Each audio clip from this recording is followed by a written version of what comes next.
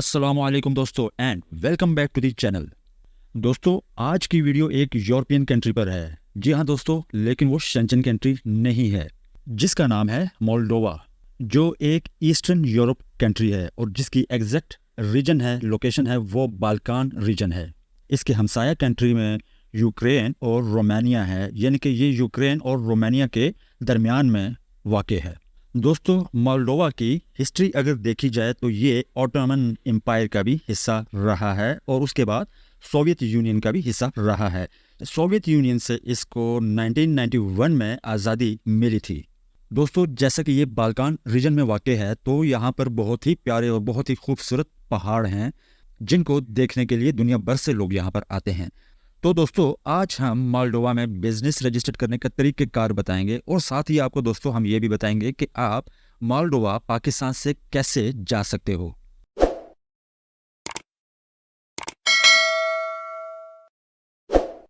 Welcome back दोस्तों सबसे पहले तो हम आपको ये बता दें कि दूसरी यूरोपियन कंट्री की तरह मोल्डोवा का वीज़ा पाकिस्तान से लेना बहुत ही आसान है।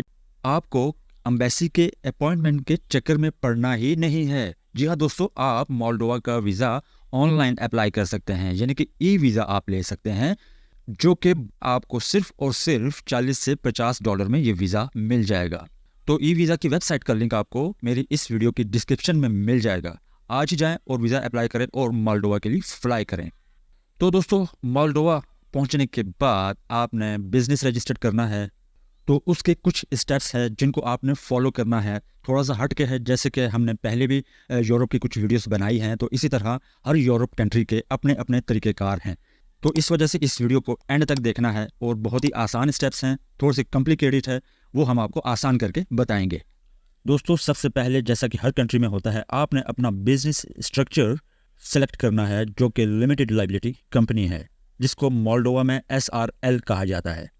और दूसरे नंबर पर एक और बिजनेस टाइप है जिसको इंडिविजुअल एंटरप्राइज कहा जाता है।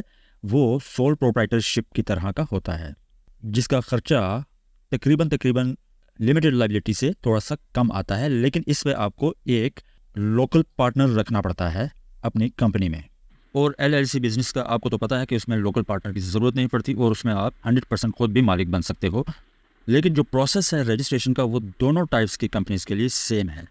अब दूसरे नंबर पर देखें दोस्तों, तो आपने बिजनेस प्लान देना है मोल्डोवा में बिजनेस रजिस्टर करते वक्त, यानी कि आपकी बिजनेस की एक्टिविटी क्या होगी, ठीक है, और इस किस्म का आपने अपने बिजनेस के ऑब्जेक्टिव्स क्या होंगे, टाइप क्या होगी, ठीक है। तो आपने ये छोटा सा एक प्लान बना के तो आपने उनको देना है। उसमें आपने ये भी बताना है कि भाई कि आप कितने पैसे से बिजनेस शुरू करोगे। इसमें दोस्तों कोई ऐसा ज़रूरी नहीं है कि आपने कोई फिक्स्ड अमाउंट बतानी है। ये प्लान है बिज़नेस का, ये आपने रिटर्न में देना है। और तीसरे नंबर पर आपने दोस्तों अपना बिज़नेस रजिस्टर्ड कराना है। बिज़नेस रजिस्टर्ड कराने के लिए आपको कुछ डॉक्यूमेंट्स तैयार करने हैं। दोस्तों अब यहाँ पर आपने गौर करना है जो मैं बताने लगा हूँ। सबसे पहले तो जैसे कि आपने अपना बिज़नेस का नेम रिज़र्व कराना है। उसके लिए आपको पब्लिक सर्विस एजेंसी में मोल्डोवा में जाना होगा। वहाँ से आपका बिजनेस नेम रिजर्व हो जाएगा, जो कि एक यूनिक नेम होगा।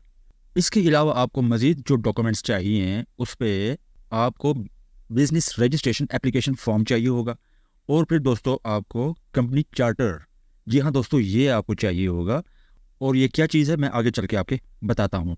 एप्लीकेशन फॉर्म, कंपनी चार्टर के बाद आपको प्रूफ ऑफ एड्रेस चाहिए होगा, यानी आपको जो दुकान है, ऑफिस है, वो आपने लीज पे लेनी है, यानी रेंट पे लेनी है। और उसका जो एग्रीमेंट होगा उसके जो ऑनर के साथ, वो एग्रीमेंट साथ आपने लगाना है अपने डॉक्यूमेंट्स में। और दोस्तों ये तमाम डॉक्यूमेंट्स तैयार करके रेडी करके आपने सबमिट कर देने हैं, जमा करा देने हैं स्टेट रजिस्ट्रेशन चैम्बर में। जी हाँ दोस्तों, ये मोल्डोवा में डिपार्टमेंट है स्टेट रजिस्ट्रेशन चैम्बर, स्क्रीन पे लिखा हुआ आ रहा होगा।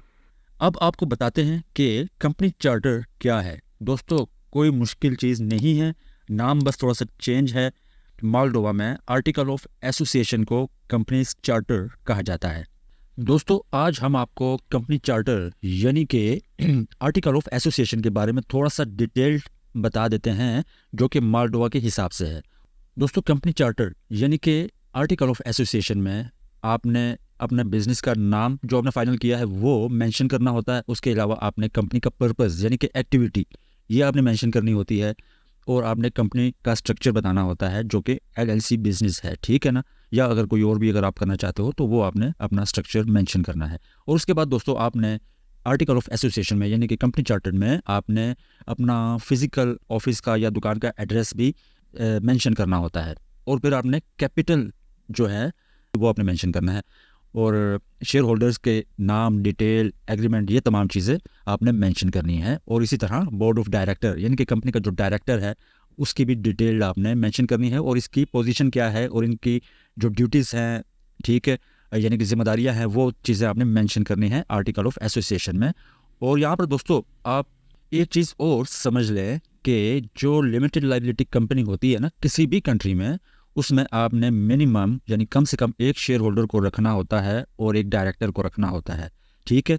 यहाँ तक समझ आ गई। अब अगली बात मैं आपको बताता हूँ कि अगर आप 100% कंपनी खुद ऑन करना चाहते हो तो आप इन शेयर होल्डर की जगह और डायरेक्टर की जगह अपना नाम दे सकते हो, यानी कि कंपनी की जो प्रोफाइल है, जो एप्लीकेशन है, जो आर्टिकल ऑफ एसोसिएशन है, उसमें मेंशन करना होता है कि भाई ये फ़लाँ बंदा डायरेक्टर है कंपनी का, फ़लाँ बंदा शेयर होल्डर है, ठीक है ना। आप शेयर होल्डर और डायरेक्टर लोकल भी रख सकते हो और किसी बाहर की कंट्री का भी रख सकते हो, किसी भी कंट्री का। लेकिन अगर आप चाहते हो कि आप 100% कंपनी खुद ऑन करें, ना ही कोई शेयर होल्डर हो ना ही कोई डायरेक्टर हो, तो आपने जो ऑनर है, जो फाउंडर है कंपनी का, यानी कि जो आप हो, आप शेयर होल्डर खुद बन सकते हो और खुद ही डायरेक्टर बन सकते हो। तो डिटेल्स वो आपने लिखनी होती है अपनी ही, ठीक है ना। लेकिन अगर फिर भी आपको समझ नहीं आई तो इसका आपने किसी ना किसी बिजनेस कंसल्टेंट और बिजनेस लॉयर से हेल्प ले लेनी है। जी हाँ दोस्तों, मैं ये हर वीडियो में आपको बताता हूँ कि कुछ डॉक्यूमेंट्स जो होते हैं वो अगर समझ में ना आए तो आप ये थोड़ी सी हेल्प किसी भी वहाँ के कंसल्टेंट से या बिजनेस लॉयर से आप ले सकते हो।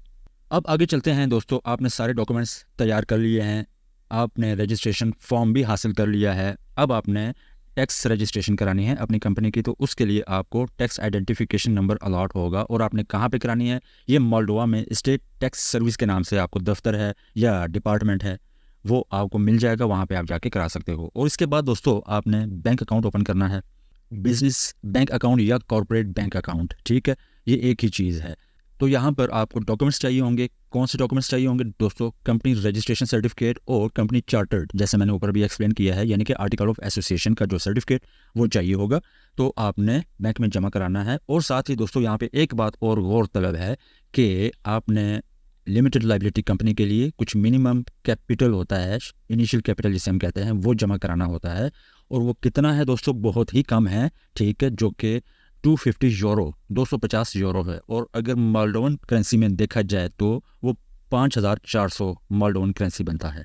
तो इस तरह आप बिजनेस रजिस्ट्रेशन सर्टिफिकेट और कंपनी चार्टर्ड बैंक वालों को देंगे और आपका बैंक अकाउंट ओपन हो जाएगा। और साथ ही आपने मिनिमम कैपिटल यानी इनिशियल कैपिटल जो कि 250 यूरो है, ये आपने जमा कराया है और आपका अकाउंट एक्टिव हो जाएगा, बिजनेस बैंक अकाउंट। दोस्तों 250 यूरो कोई इतनी ज़्यादा अमाउंट नहीं है।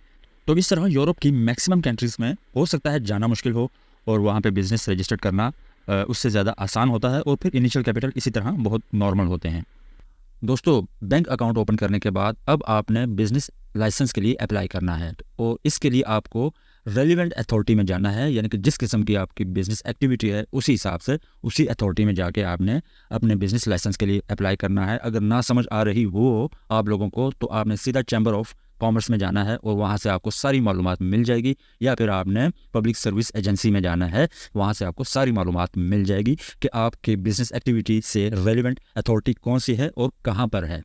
दोस्तों इस तरह आप बिज़नेस लाइसेंस अप्लाई करेंगे और आपको बिज़नेस लाइसेंस मिलने के बाद दोस्तों अब आपने क्या करना है? आपने अपने रेजिडेंस परमिट के लिए अप्लाई करना है। तो रेजिडेंस परमिट आपने कहाँ पे अप्लाई करना है दोस्तों? आपने bureau of migration and asylum, इस दफ्तर में जाना है मोल्डोवा में। यहाँ पे जाके आपने एप्लीकेशन फॉर्म लेना है और अपने तमाम ये डॉक्यूमेंट्स और जो भी रिक्वायरमेंट होगी आपने वो पूरी करनी है, और आपने अपना